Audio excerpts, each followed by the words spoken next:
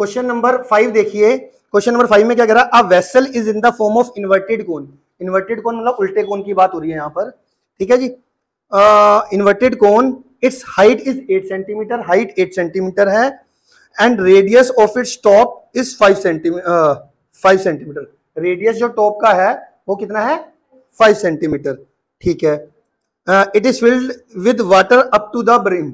Up to the brim का मतलब क्या है, इसको हमने, इस कोन को जिसकी हाइट 8 सेंटीमीटर है और रेडियस कितना है 5 सेंटीमीटर, और ये टॉप से ओपन है, समझ रहे हो, ये कोनिकल फ्लास्क जो है, कोनिकल चीज, ये टॉप से क्या है, ओपन है। अब इसमें हमने पानी भर रखा टॉप तक, इसके अंदर पानी कहां तक है, पूरे टॉप तक है, ठीक है जी। अब वो कह रहा है जी हमने ना एक लीड शॉट इसके अंदर, लीड शॉट का, यहां पे लीड शॉट से मतलब है पानी की बूंदे। लीड शॉट का मतलब क्या है, पानी की बूंदे। अब मान लो मैं पानी की एक बूंद गिरूंगा ना, तो पानी की बूंद किस शेप में गिरती है पता है आपको, जैसे आप स्फेरिकल शेप में गिरती है, स्फेयर में। आप देखो अगर छत से पानी चूता है तो वो जब बूंद, उसकी बूंद आपकी टपकती है तो पहले स्फेयर बनती है ना, स्फेयर बन के स्फेरिकल शेप में बूंद नीचे आती है ना। तो जो बूंद होती है पानी की बूंद वो स्फेयर शेप की होती है, और उसके अंदर, समझ में आ गया मेरी बात, कि स्फेरिकल लीड शॉट का मतलब पानी की बूंद जो कि स्फेरिकल शेप की होती है, बात खत्म, ठीक है। अब आप देखो, मान लो अगर इसके अंदर पानी पूरा है, तो अगर मैं इसके अंदर एक बूंद पानी गिरूं, एक बूंद पानी, तो कितना पानी बाहर निकल जाएगा, एक बूंद जितना कि इसका वॉल्यूम होगा। एक बूंद पानी अगर इसके अंदर डालूंगा तो एक बूंद पानी बाहर निकल जाएगा, क्योंकि ये तो, इसका तो पानी, इसका तो जो इस कंटेनर का पानी है ये तो पूरा भरा हुआ है ऊपर तक। अब इसके अंदर एक कुछ भी डालोगे, जितने भी वॉल्यूम की चीज डालोगे उतना वॉल्यूम पानी बाहर आ जाएगा। समझ में आ रही है मेरी बात, ये इतना कॉन्सेप्ट समझ में आया, आ गया। अब आगे आगे सुनो जी, हमने क्या करना है, हमने इस क्वेश्चन में बोल रहा है जी लीड शॉट हमने इसके अंदर डालनी शुरू करी, मतलब पानी की बूंदे इसके ऊपर डालनी शुरू करी, और उससे क्या हुआ, जो कोन का वॉल्यूम था उसका 1/4 वाटर फ्लोज आउट हो गया, मतलब बाहर निकल गया। बूंदों की वजह से कितना पानी बाहर निकला, कोन का वॉल्यूम जितना है उसका 1/4 वाटर फ्लोज आउट। पढ़ लो एक बार दोबारा से, फिर दोबारा पढ़ लेते हैं, ठीक है। क्या कह रहा है, a vessel in the form of inverted cone, its height is 8, radius 5, which is open and is 5 centimetre, it is filled water up to the brim। पानी को हमने टॉप तक भर दिया, ठीक है। when lead shot each of which is a sphere of radius 0.5 centimetre are dropped into the vessel। तो वो इसने बताई दिया, देखो लीड शॉट जो है वो किस शेप में है, स्फेरिकल शेप में है, और इसको हम किस में कर रहे हैं, ड्रॉप कर रहे हैं एक वेसल के अंदर, इस वाली वेसल में, और उसकी वजह से क्या है, 1/4 ऑफ वाटर फ्लोज आउट। इस कंटेनर का जो पानी था उसका कितना, 1/4 पानी वाटर फ्लोज आउट, मतलब बाहर चला गया। Find the number of lead shot dropped in the vessel. कितनी लीड शॉट्स आपने इसके अंदर डाली होगी, ठीक है। फिर एक बारी दोबारा समझते हैं क्या क्या था क्वेश्चन। कौन दे रखा है, पानी ऊपर तक भरा हुआ है, इसमें हमने कह रहा कि कितनी लीड शॉट इसके अंदर हमने ड्रॉप की होगी सच दैट इस कोन का 1/4 पानी बाहर बह गया। अब देखो मैं आपको बताऊं पानी कितना बाहर बहा होगा, जितना कि लीड शॉट का वॉल्यूम होगा। समझ में आता है, जितनी लीड शॉट का वॉल्यूम होगा टोटल लीड शॉट्स का, उतना ही पानी बाहर बहा होगा ना, क्योंकि इसका तो पानी पूरा भरा हुआ था इनिशियली। समझ में आ रहा है ये कॉन्सेप्ट, जितना पानी कितना बाहर जाएगा, जितनी की लीड शॉट का वॉल्यूम होगा। मान लो मैंने 10 एक लीड शॉट का वॉल्यूम मान ले, तो मैं एग्जांपल ले रहा हूं 2 सेंटीमीटर क्यूब है, और ऐसी ऐसी 10 लीड शॉट्स गिरी, तो टोटल वॉल्यूम कितना हुआ इसका, 20 सेंटीमीटर क्यूब। आपने लीड शॉट का टोटल वॉल्यूम कितना हो गया, 20 सेंटीमीटर क्यूब। तो 20 सेंटीमीटर क्यूब ही पानी बाहर निकलेगा, क्योंकि ये तो पूरा भरा हुआ था। समझ में आता है इतना, जितना पानी डालोगे, जितनी बूंदे डालोगे, उतने का वॉल्यूम बाहर निकल जाएगा। आ गया समझ में।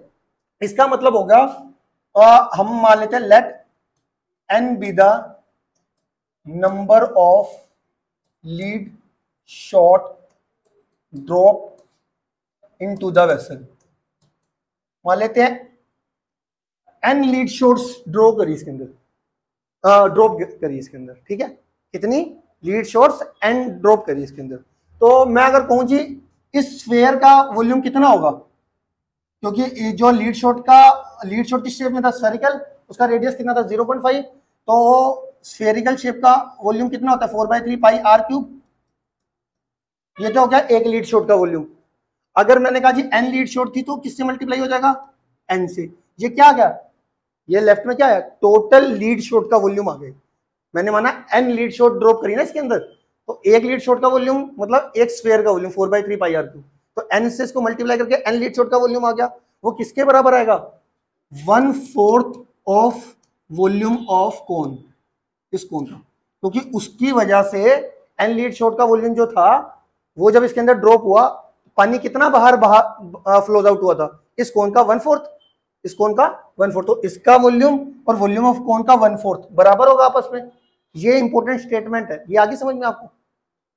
अब 1/4 वॉल्यूम ऑफ कोन कितना है 4/3 pi are cube, pi are cube, sorry इसका कितना है 1/3 पाई आर स्क्वायर एच, ये कितना देगा 1/12 पाई का पाई रहने दो, रेडियस कितना है 5 × 5, एच कितना है 8, ठीक है।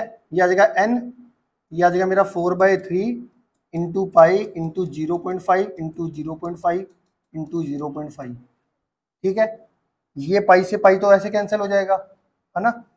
ये आपने क्या करना है, एक डिजिट के बाद ये 10 लगा दिया, एक डिजिट का पॉइंट है ना उसको हटा के 10, एक डिजिट का पॉइंट हटा के इसको 10, एक डिजिट का पॉइंट ये हटा के इसको 10 लिख दिया, ठीक है। अब जो डिनोमिनेटर वाली चीज है वो क्रॉस मल्टीप्लाई से ऊपर आ जाएगी, और जो ऊपर वाली चीज है वो नीचे चले जाएगी। हमें n की वैल्यू निकालनी है, तो n देखो क्या आ जाएगा, पहले तो ये राइट साइड वाली चीज सेम टू सेम लिख लो, 5 5 8 और ये अपॉन 12।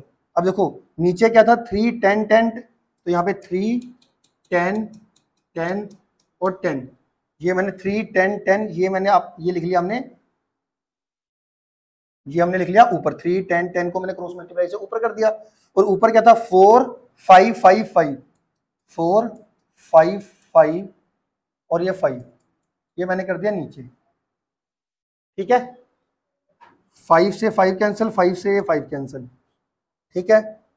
ये 4 से 2 कैंसिल, 2 से ये 6 कैंसिल, 3 से ये 6 कैंसिल करके 2 आ गया, ये 2 से 10 कट के 5 आ गया, 5 से ये 5 कैंसिल हो गया, 10 × 10 ये 100 आंसर आ गया।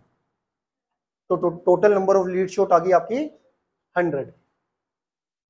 इसमें कई टीचर एक ही बात से बात खत्म कर देते हैं, ठीक है। ये आ गया समझ में, इसमें किसी तरीके को कोई दिक्कत है तो पूछ लो। इसकी समरी एक बार दोबारा कर देते हैं। हमने क्या करा, लीड शॉट के वॉल्यूम को, टोटल लीड शॉट के वॉल्यूम को किसके बराबर रखा, 1/4 of the volume of cone. क्यों रखा, क्योंकि जितनी लीड शॉट इसके अंदर डलेगी उतना ही पानी बाहर बहेगा। पानी कितना बाहर बहा, कोन के वॉल्यूम का 1/4, कोन के वॉल्यूम का 1/4, तो टोटल लीड शॉट का वॉल्यूम, एक लीड शॉट का volume 4/3 pi are cube, N, क्योंकि एन लीड शॉट हमने मानी है कि एन लीड शॉट ड्रॉप करी हमने, तो एन से मल्टीप्लाई कर दिया। तो ये था lead shot, total lead shot का वॉल्यूम, और ये था हमारा पानी कितना बाहर फ्लोज आउट हुआ था, कितना हुआ था कोन के वॉल्यूम का 1/4, वो करा। और फिर इसके बाद सिर्फ कैलकुलेशन रह गई, वो आपको मैंने सिखा दी। क्लियर है, कर दो।